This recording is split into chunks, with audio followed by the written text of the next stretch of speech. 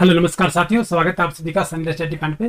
बात कर 2 रुपये की जीसीनेट जेआरएफ सेट परीक्षा 2021 के लिए। वीडियो को लाइक और शेयर जरूर कर दीजिए और अपने दोस्तों के साथ शेयर कर दीजिए। तो वीडियो पर यदि आप नए हैं हमें कमेंट बॉक्स में बताइए कि वीडियो आपको कैसे लग रही है। ये आपकी बेहतर तैयारी के लिए हम बहुत ही मेहनत कर रहे हैं, तो इसलिए एक लाइक तो बनता है और एक सब्सक्राइब बनता है। दोस्तों, यदि आपके घर में परिवार में यदि कोई भी है तो आप उसका भी सब्सक्राइब करवा सकते हैं। तो चलिए साथियों, चलते हैं आज के हमारे पहले प्रश्न पर। इसके अलावा हमारी पेपर सेकंड हिंदी की वीडियोज अपलोड होती हैं, आप उन्हें भी देखना मत भूलिएगा। इसका लिंक आपको नीचे डिस्क्रिप्शन में मिल जाएगा। तो आज का जो हमारा पहला प्रश्न है, भावबोधक संप्रेषण किसके द्वारा प्रेरित होता है? उदासीनता व उग्रता, कूट लेखक एनकोडर के व्यक्तित्व की विशेषताएं, बाह्य संकेत, कूट लेखक कूटानुवादक, डिकोडर अनुबंध। में सही आंसर क्या हो जाएगा? भावबोधक संप्रेषण किसके द्वारा प्रेरित होता है? भावबोधक पूछा गया है, ये हमारा भावबोधक संप्रेषण से देखिए ऑप्शन नंबर बी है। कूट लेखक एनकोडर के व्यक्तित्व की विशेषता ही है भावबोधक संप्रेषण। भावबोधक संप्रेषण से तात्पर्य ऐसे संप्रेषण से है जिसमें व्यक्ति द्वारा संचार सहभागी को किसी सूचना को भावों, भाषा या लेख द्वारा पहुंचाया जाता है। इस प्रकार भावबोधक संप्रेषण कूट लेखक एनकोडर के व्यक्तित्व की विशेषताएं में प्रेरित होती है।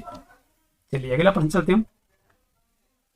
किसी सूचना समृद्ध कक्षा व्याख्यान की सामान्य विशेषता इसके किस प्रकृति के होने में होती है? गति रहित, शांत रहित, तथ्यात्मक, खंडात्मक। ये तथ्यात्मक है, ऑप्शन नंबर सी जो बिल्कुल सही आंसर हो जाएगा। किसी सूचना समृद्ध व्याख्यान की सामान्य विशेषता इसके तथ्यात्मक प्रकृति के होने में होती है। चलिए अगला प्रश्न चलते हैं। जब मौखिक तथा अमौखिक संदेश परस्पर विरोधी हैं तो यह कहा जाता है कि अधिकांश लोग विश्वास करते हैं यह अनियत संदेशों में है, मौखिक संदेशों में है, अमौखिक संदेशों में है या उग्र संदेशों से है। इसका राइट आंसर हमारा ऑप्शन नंबर सी हो जाएगा, ये अमौखिक संदेशों में है। जब मौखिक तथा अमौखिक संदेश परस्पर विरोधी होते हैं, एक दूसरे के विरोधी होते हैं, तो अधिकांश लोग विश्वास कर लेते हैं। अशाब्दिक संप्रेषण को शारीरिक हावभाव एवं स्पर्श, शारीरिक भाषा एवं भावभंगिमा, चेहरे की अभिव्यक्ति या आंखों के संपर्क से भी संप्रेषित किया जा सकता है। यदि मौखिक तथा अमौखिक संदेश परस्पर विरोधी होते हैं तो अधिकांश लोग अमौखिक संदेशों में विश्वास करते हैं, यानी कि इशारों में विश्वास करते हैं। प्रभावी संप्रेषण में पहले से यह माना जाता है तटस्थता, प्रभुत्व, उदासीनता या युद्ध। प्रभावी संप्रेषण में पहले से यह माना जाता है, ये क्या माना जाता है? ये युद्ध माना जाता है। ऑप्शन नंबर डी जो बिल्कुल सही आंसर हो जाएगा। प्रभावी संप्रेषण के लिए यह आवश्यक है कि व्यक्ति को इस बात की समझ होनी चाहिए कि संप्रेषण प्रक्रिया किस प्रकार कार्य करती है, उसके सिद्धांत एवं संचार के उपकरण क्या हैं। इसलिए प्रभावी संप्रेषण में पहले से बोध होना आवश्यक है।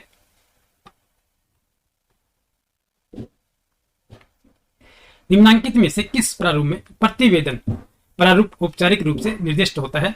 डॉक्टरेट स्तरीय शोध पत्र, शोधकर्ताओं का सम्मेलन, कार्यशाला एवं संगोष्ठियां या संवाद परक प्रस्तुतियां। ये डॉक्टरेट स्तरीय शोध पत्र होते हैं। ऑप्शन नंबर फर्स्ट जो हमारा बिल्कुल सही आंसर है। प्रतिवेदन प्रारूप औपचारिक रूप से डॉक्टरेट स्तरीय शोध पत्र से निर्दिष्ट होता है। चलिए साथियों अगला प्रश्न चलते हैं। शोध नैतिकता का विषय शोध के किस चरण में संगत माना जाता है? समस्या स्थापन तथा इसकी परिभाषा के चरण में, शोध के समग्र के निर्धारण के चरण में, प्रदत्त संकलन तथा विवेचन के चरण में, निष्कर्षों को प्रस्तुत किए जाने के चरण में। इसमें से आंसर क्या हो जाएगा?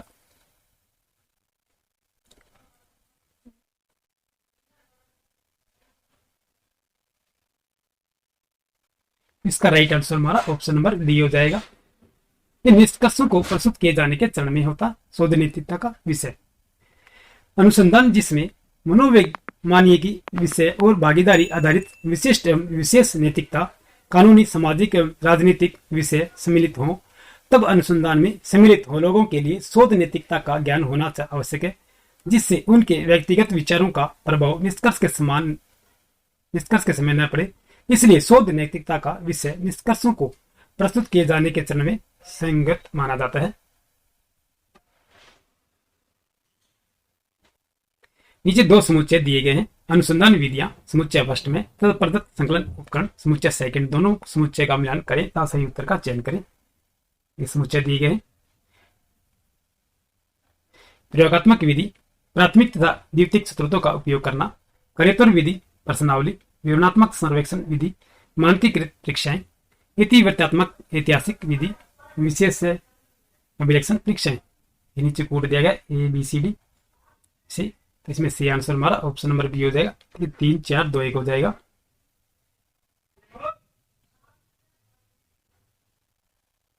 तीन चार दो एक।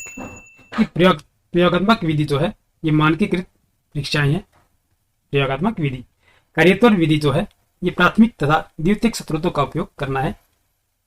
सॉरी दोस्तों, देखिए ये 3 4 हो जाएगा हमारा, यानी कि विशेष अभिलक्षण परीक्षाएं हो जाएगी। कार्योत्तर विधि जो है विशेष अभिलक्षण परीक्षाएं।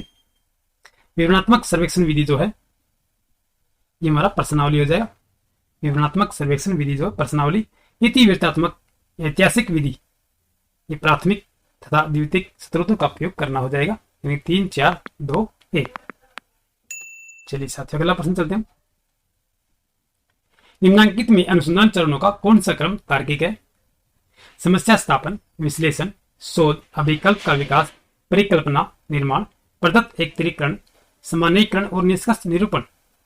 शोध, अभिकल्प का विकास, परिकल्पना, निर्माण, समस्या स्थापन, प्रदत्त विश्लेषण, निष्कर्ष निरूपण, प्रदत्त एकत्रीकरण। समस्या स्थापन, परिकल्पना, निर्माण, शोध, अभिकल्प का विकास, प्रदत्त एकत्रीकरण, प्रदत्त विश्लेषण, सामान्यीकरण तथा निष्कर्ष निरूपण। समस्या स्थापन, प्रतिदत्त तथा प्रदत्त एकत्रीकरण उपकरणों के बारे में निर्णय करना, परिकल्पना, निर्माण, शोध साक्ष्य का संकलन एवं निर्वाचन। इससे आंसर हमारा क्या हो जाएगा? ये अनुसंधान चरणों का पूछा गया है। इसमें अनुसंधान चरण जो हमारे हैं ऑप्शन नंबर सी हो जाएगा।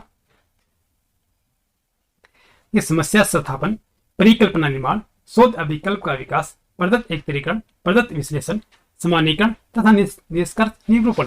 इस प्रकार हमारा ऑप्शन नंबर सी जो बिल्कुल सी आंसर हो जाएगा। चलिए साथियों, अगला प्रश्न चलते हैं हम।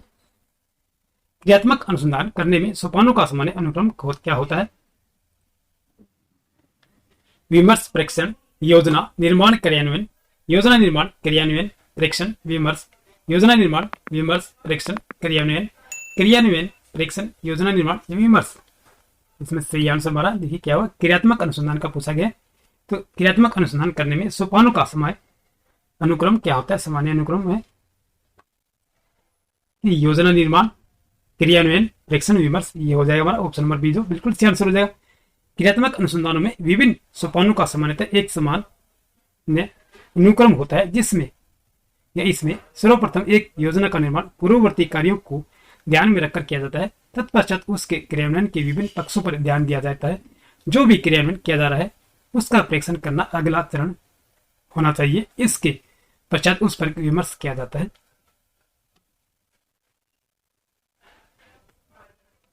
किसी विद्यालय का प्राचार्य विद्यालय के कार्यक्रम में छात्रों को तथा छात्रों के प्रतिभा को अभिवृद्ध करने की संभावना का पता लगाने के लिए उनके साथ साक्षात्कार सत्र आयोजित करता है। यह प्रयास अनुसंधान के किस प्रकारकता से संबंधित है? मूल्यांकन अनुसंधान, मौलिक अनुसंधान, क्रियात्मक अनुसंधान या व्यवहारिक अनुसंधान। किसी विद्यालय का प्राचार्य विद्यालय के कार्यक्रमों में छात्रों तथा छात्रों के प्रतिभा को अभिवृद्ध करने की संभावना का पता लगाने के लिए उनके साथ साक्षात्कार सत्र आयोजित करता है, यानी कि समारोह करता है इनका साक्षात्कार लेने के लिए।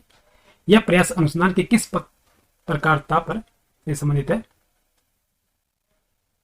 क्रियात्मक अनुसंधान के ऑप्शन नंबर सी जो बिल्कुल सी आंसर हो जाएगा हमारा। शिक्षा के क्षेत्र में क्रियात्मक अनुसंधान का प्रयोग कक्षा में शिक्षण, पाठ्यक्रम, विकास और छात्रों के व्यवहार के विषयों का पता लगाने के लिए किया जाता है। यदि विद्यालय का प्राचार्य विद्यालय के कार्यक्रमों के शिक्षकों तथा छात्रों के प्रतिभा को अभिवृद्ध करने की संभावना का पता लगाने के लिए उनके साथ साक्षात्कार सत्र आयोजित करता है, तो इसका संबंध क्रियात्मक अनुसंधान से होगा। चलिए साथियों, आज का ये हमारा अंतिम क्वेश्चन था। वीडियो आपको कैसे लगे हमें कमेंट बॉक्स में बताइएगा। वीडियो को लाइक और शेयर जरूर कर दीजिए और चैनल पर नए हैं चैनल को सब्सक्राइब कर लीजिए। फिर मिलते हैं नेक्स्ट वीडियो में, तब तक के लिए गुड बाय।